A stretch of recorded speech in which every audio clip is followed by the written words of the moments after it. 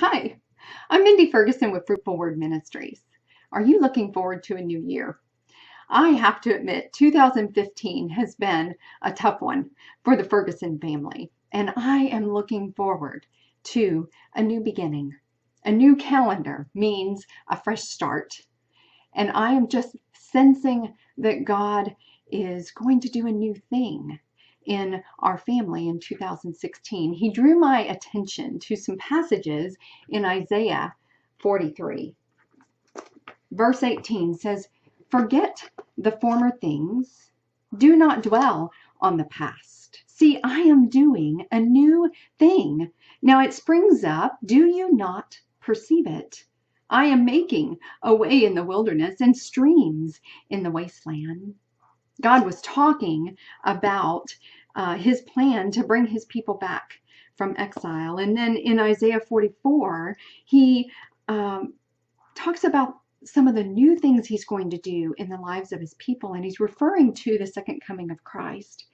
But we can pray these passages and we can ask God to do a new thing in our lives as well and cling to the hope that he does. Verse 3 says, "For I will pour water on the thirsty land and streams on the dry ground." Anyone else need God to just pour out the life-giving water of his Spirit on our dry and weary souls?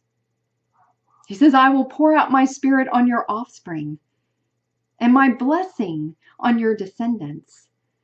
I am believing that God is just going to do a new thing in the lives of my children in 2016. It says, "They will spring up like grass in a meadow, like poplar trees by flowing streams."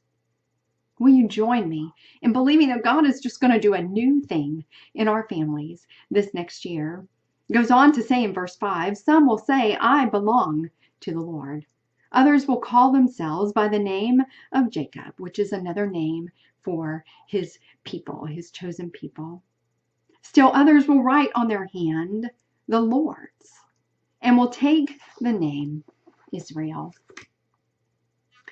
As we end 2016, I am just going to remember my identity in Christ. I am going to remember that I am the Lord's.